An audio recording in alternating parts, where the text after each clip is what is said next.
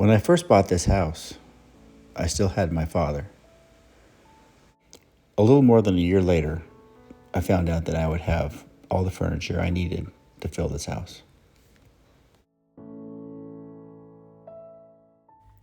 I kept a few select pieces and loaded them on this trailer to Tennessee. Other family members kept some of the other pieces, or some of them were given away. It made it safely to Tennessee, and I want to apologize for my hair in the next few scenes. And this is one of the items right here. This is the hutch that was in their dining room. And this came over with a little U-Haul pod. This is my prized possession here. This is really one of his best pieces. There's a lot of detail here, and it's in remarkable condition.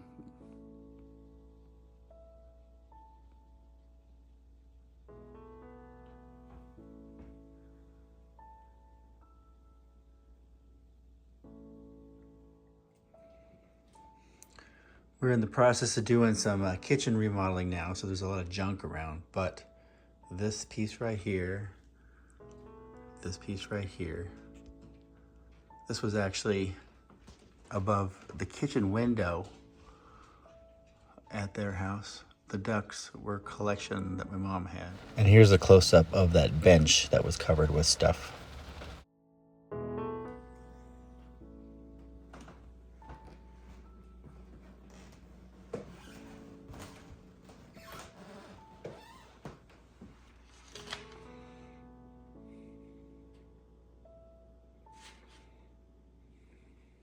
Many of the handles were originally either white or they were brass, and they've since either been painted or we've changed them out to be black. And there's a reason for that. They're going to match the doors. This bed right here was a gift from my dad to Emily as a little girl. He made this especially for her, and it actually says that somewhere. It's engraved on there. And there was a lot of detail here with like the dovetails. This is a piece of purple heartwood, and I remember helping them a little bit with deciding on what wood that was going to be. This is over here. And here's a picture of the bed unassembled, along with the engraving or wood burning that he put in there for her. Some of it's handwritten. This was not made by my dad, but this is something that my mom and dad had the entire time I've been alive. They had that before, probably I think when they got married. It was originally a blonde, and my dad painted it this green. There's still a little bit of the blonde that's kind of came off right there. But this is a Lane cedar chest, and it's still in perfect condition. The seals are perfect and everything. More of Dad's stuff. This is a blanket rack. It currently does not have a blanket because it was very cold last night. And this was the armoire that was my mom's. He made this for her. A couple little repairs I have to do to the trim up there.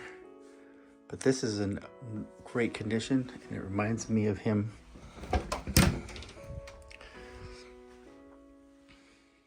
Lots of detail in here. This is where you kind of hang clothes, kind of like a different way than what you'd normally do in a closet. Drawers. This piece hiding over here is an end table now for the bed, but it used to be an end table for the couch that he made. Still haven't changed out the handle on this one yet.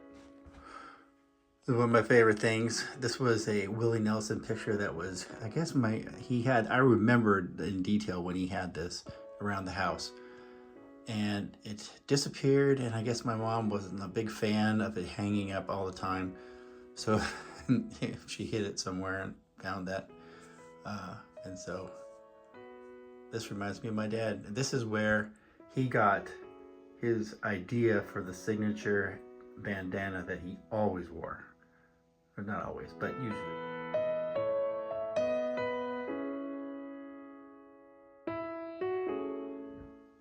Some more side tables that he made.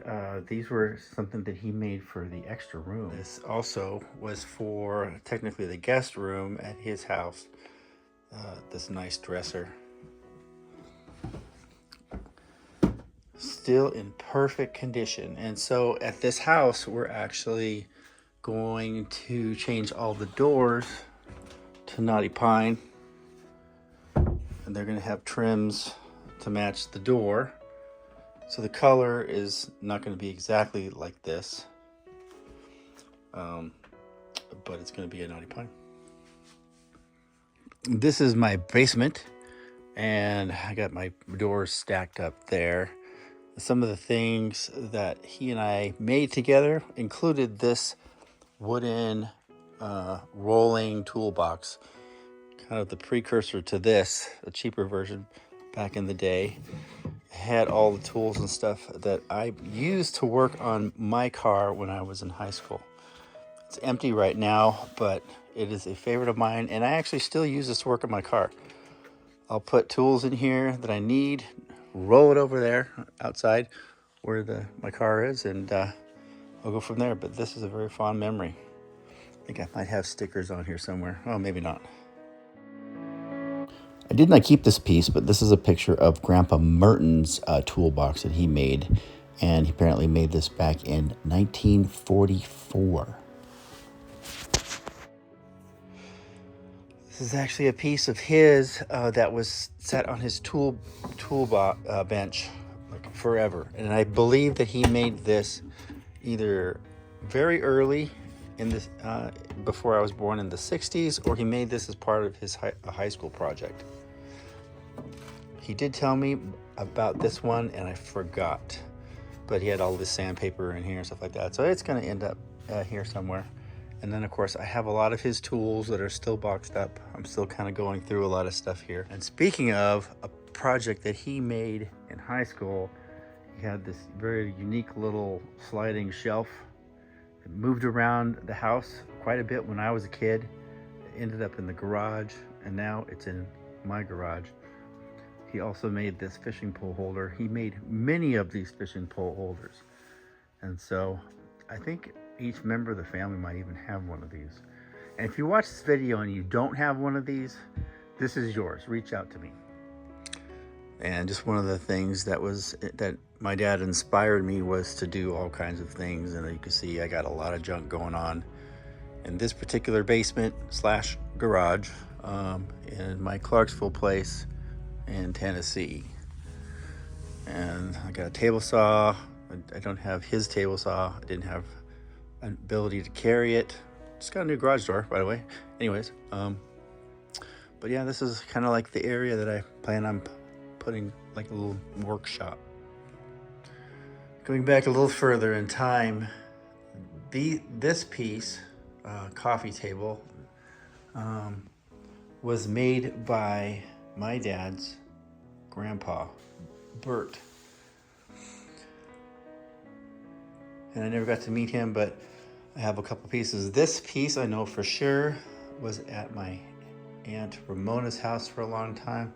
It originally had glass over essentially like a nicer piece of veneer here that was in better condition. There's a lot of old family canes here.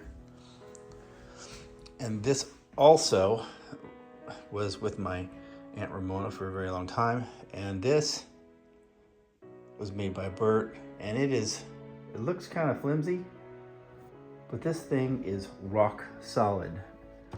And I think he made this, gosh, I don't know, in the early 1900s with hand tools, because I remember finding the actual hand tools that he used to cut the detail of this, kind of the design on this that he made out of essentially just scrap wood. And if I have a picture of him, I will show him right now. You have one picture of him that I love. So this is a picture of Bert and Maud. A little bit of animation thanks to AI there. And over here in this corner, sorry the mess again, I got some of Mom's chickens. The famous set of wooden eggs.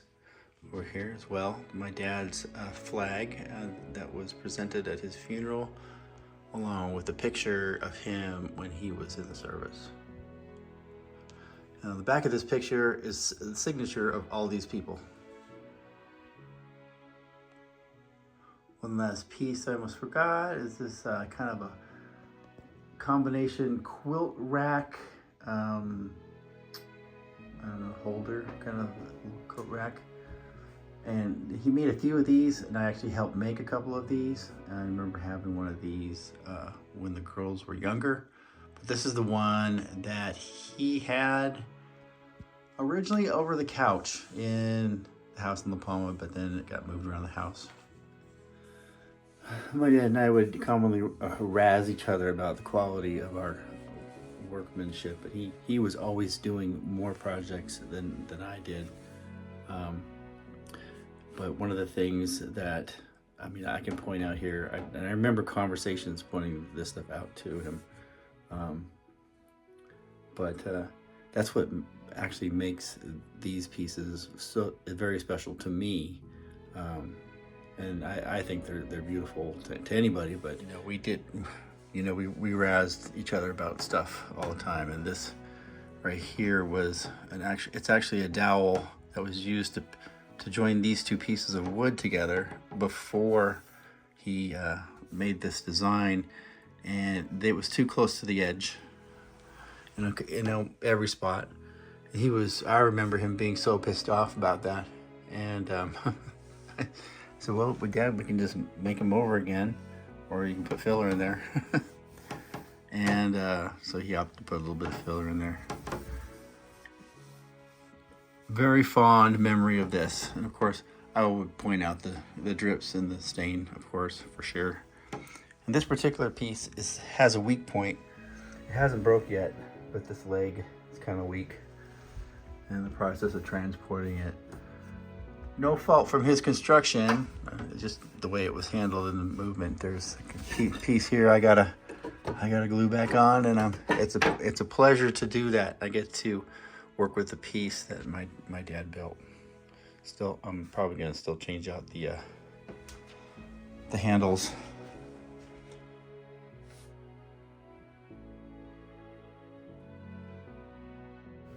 Dad's workshop was very complete. And of course, a lot of this stuff was moved around to make room for the car. But I always remember his garage as being like this. And this very table saw right here was used for almost 100% of his projects, including this radial arm saw.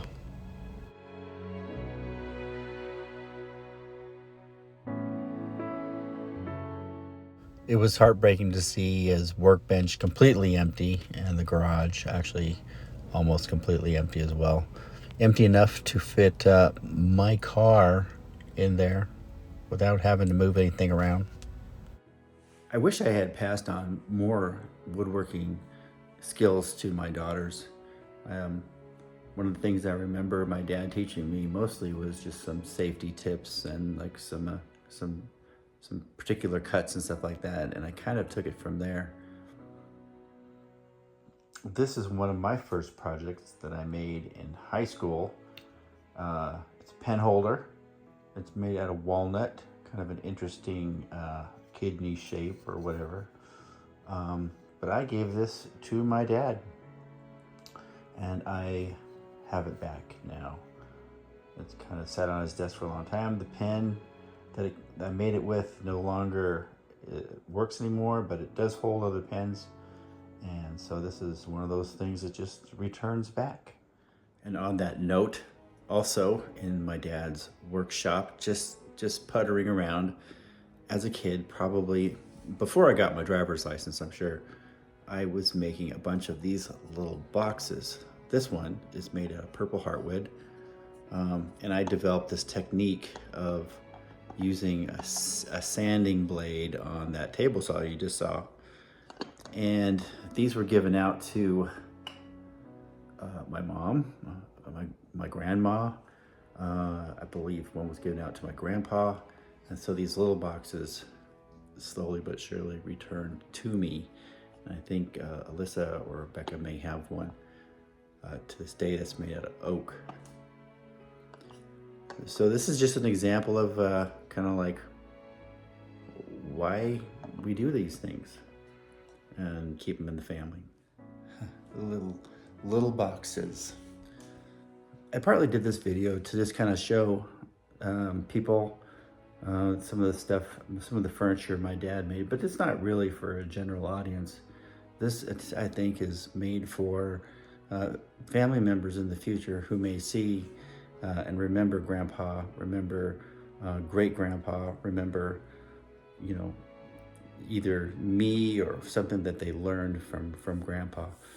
And I say Grandpa, meaning my dad, possibly your grandpa, possibly your great grandpa, and maybe someday, depending on how long YouTube lasts, maybe your great grandpa. So anyways, that's what this is for, I think.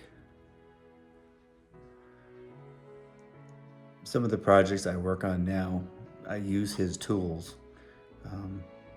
And as I'm doing that, putting together a cabinet or installing a kitchen cabinet, or even just cutting a hole in a wall, I realized this was his, and I can almost hear his voice offering either advice or criticism, as was usually the case, in jest, just for fun. And I think that's what it's all about. I certainly hope so.